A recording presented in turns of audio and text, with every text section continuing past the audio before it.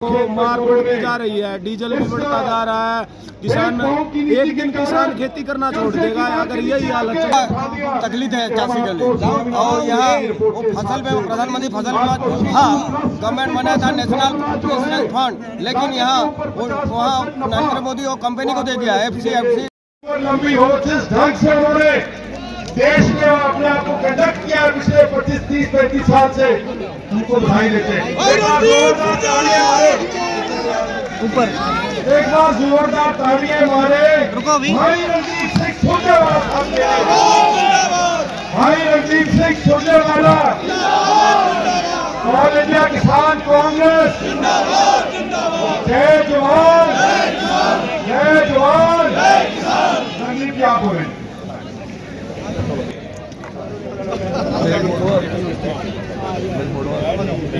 एक ऐसी किसान गरीब मजदूर की लड़ाई का एक नया इतिहास बनाने का संकल्प लिया हमारे भाई और साथी अखिल भारतीय किसान और खेत मजदूर कांग्रेस के अध्यक्ष सरदार सुखपाल सिंह खेरा जी मंच पर विराजमान। मैं क्षमा चाहूंगा, बहुत सारे वरिष्ठ साथी यहाँ मौजूद हैं। कांग्रेस पार्टी के हरियाणा कार्यकारी अध्यक्ष मौजूद हैं, किसान कांग्रेस के सम्मानित प्रदेशों के अध्यक्षगण यहाँ मौजूद हैं। मैं उन सबको सम्मानित मंच कह संबोधित कर अपनी बात की शुरुआत करूंगा। साथियों, सबसे पहले तो आप सबको बहुत बहुत शुभकामनाएं और मुबारकबाद कि देश की संसद के सामने देश के किसान की, देश के मजदूर की, देश के मेहनतकश अन्नदाता की, जो पेट और पीठ एक करके इस देश का पेट पालता, उसकी आवाज बुलंद करने के लिए, उसकी आवाज उठाने के लिए आज आप सब यहाँ एकत्रित हुए। आपकी आवाज जंतर मंतर से देश की संसद तक उस बैरी सरकार के कानों तक पहुंचेगी। सरदार सुखपाल सिंह खेरा के नेतृत्व में मुझे इस बात का संपूर्ण विश्वास। आज हिंदुस्तान में, आज देश की संसद में सबसे बड़ी किसान विरोधी सरकार है। नरेंद्र मोदी के नेतृत्व में चल रही ये सरकार, इसका डीएनए ही, इसकी सोच ही, इसका विचार ही किसान विरोधी है, गरीब और खेत मजदूर विरोधी। ये वही सरकार और वही लोग तो हैं साथियों, जिनके हाथ उन 700 किसानों की जिन्होंने बलिदान दिया उसके खून से सने हैं, जो साल तक, 1 साल से अधिक तक दिल्ली की सीमा पर पड़े रहे। किस लिए? खुद के लिए नहीं, इस देश के किसान के खिलाफ बनाए गए 3 काले कानूनों को खत्म करने के लिए। परंतु दिल्ली की सरकार ने उनके रास्ते में, हरियाणा की खट्टर सरकार ने उनके रास्ते में रोड़े बिछाए, गड्ढे खुदवाए, कीलें बिछवाई। परंतु ये आपकी ताकत है। वो सारे किसान भाई जो यहाँ बैठे हैं, खेत मजदूर भाई जो बैठे हैं, ये आपकी ताकत है कि दिल्ली की सरकार को किसान की जोड़ी पर आपने झुका कर दिखा दिया।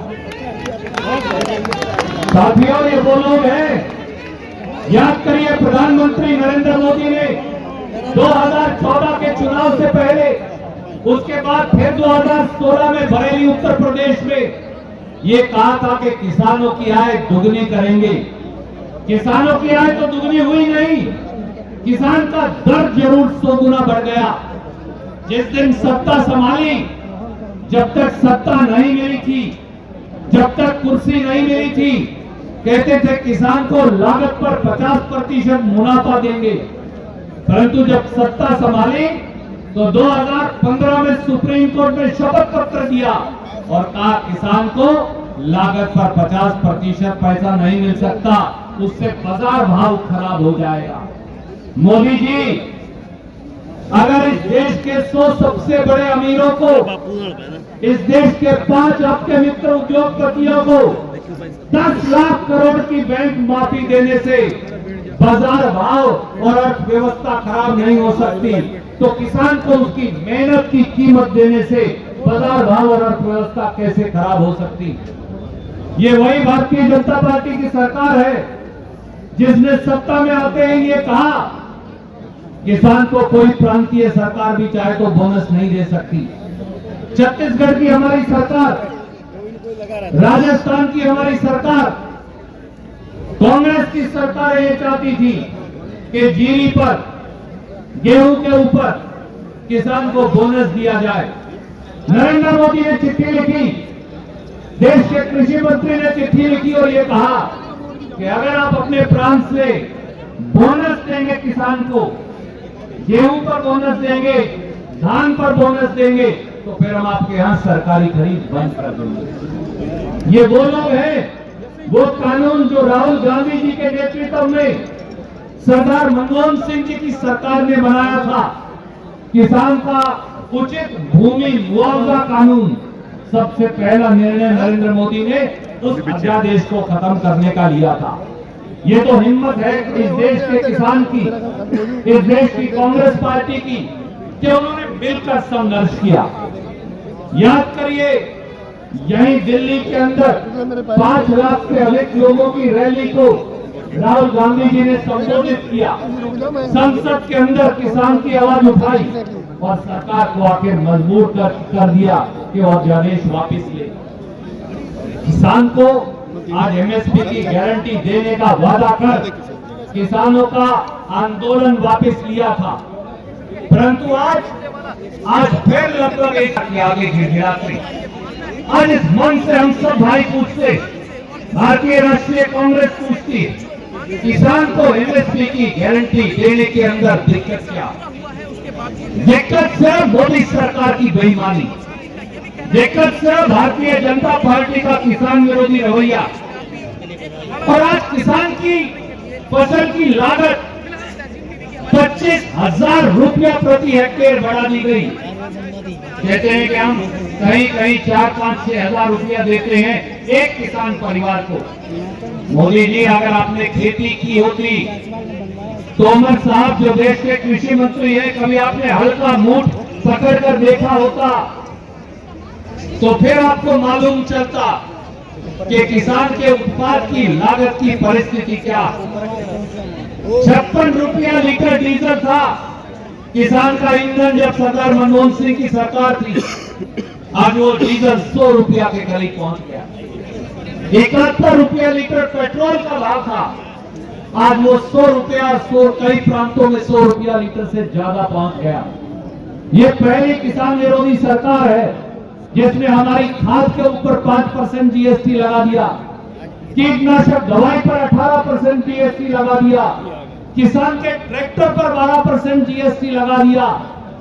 क्या इनसे ये उम्मीद की जा सकती है कि इस देश के 72 करोड़ लोग, इस देश के 72 करोड़ किसान मजदूर अन्नदाता, इस देश का पेट और पीठ एक करके देश का पेट पालने वाला, इस देश का सरदार, इस देश का मजदूर, इस देश का गरीब, इस देश का अनुसूचित जाति पिछड़े वर्गों का हमारा किसान, इस देश का मेहनतकश किसान 25,000 रुपया हेक्टेयर अगर आप कीमत बढ़ा देंगे उत्पाद की, खाद के कट्टे से 5 किलो खाद चोरी कर लिया।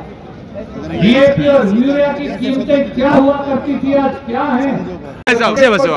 हम पानीपत से हैं। क्या मांगे सर आपकी? आप पूछिए। हमारी मांग है किसानों को है ना अच्छे रेट में फसल खरीदी जाए, किसानों को बेवकूफ ना बनाया जाए, और डीएपी का है ना सिस्टम अच्छे से करके किसानों को मिल नहीं पा रहा है सीजन पे, तो किसान परेशान है। हर चीज में किसानों को मार पड़ती जा रही है, डीजल भी बढ़ता जा रहा है।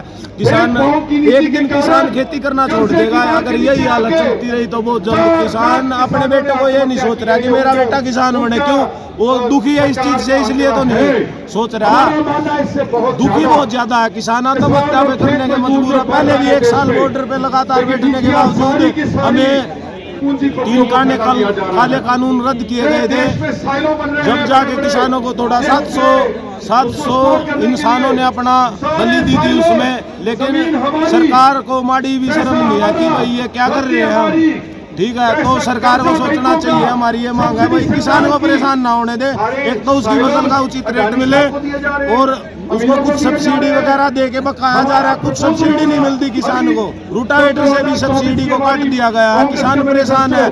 छोटी छोटी चीजों से किसान को दूर करते जा रहे हैं। एक दिन ये MSP भी बंद करने वाले हैं, बहुत जल्द से जल्द। हाँ, इस बात से पानीपत से करीबन 10,000 की संख्या में इंसान आए हुए हैं। आक्रोश बहुत ज्यादा है। उड़ीसा से आया हूँ, मेरा नाम गोविंद पटेल है और उड़ीसा का बॉर्डर छत्तीसगढ़ है। वहाँ राहुल गांधी ने बोला था कि छत्तीसगढ़ में कांग्रेस शासन आएगा तो भूपेंद्र सरकार जी 2600 धान कुंटल देगा। वो 26 कुंटल दे रहा है, 2600 दे रहा है और बोनस भी दे रहा है। लेकिन हमारा उड़ीसा में धान का कीमत 1200-1500 बिकते हैं चासी लोग, इसलिए पूरा तकलीफ है चासी के लिए। और यहाँ वो फसल में प्रधानमंत्री फसल बीमा गवर्नमेंट बनाया था नेशनल फंड, लेकिन यहाँ वहाँ नरेंद्र मोदी वो कंपनी को दे दिया है, FCFC वो दूसरा कंपनी को दे दिया है, बिक गया है। आम आदमी वो जो जितना है सब्सिडी वो बड़ा उद्योगपति को दे रहा है, लेकिन चासी को नहीं दे रहता है। सब्सिडी भी पूरा उठा दिया है। इसलिए हम 24 में जरूर किसान कांग्रेस लाएगा, वो कांग्रेस शासन। ठीक है, जय किसान। लेकर चले अमर मंथन खबर को अपने संग, लाइक करें, कमेंट करें, शेयर करें और फॉलो करना ना भूलें। अमर मंथन खबर आपका अपना चैनल।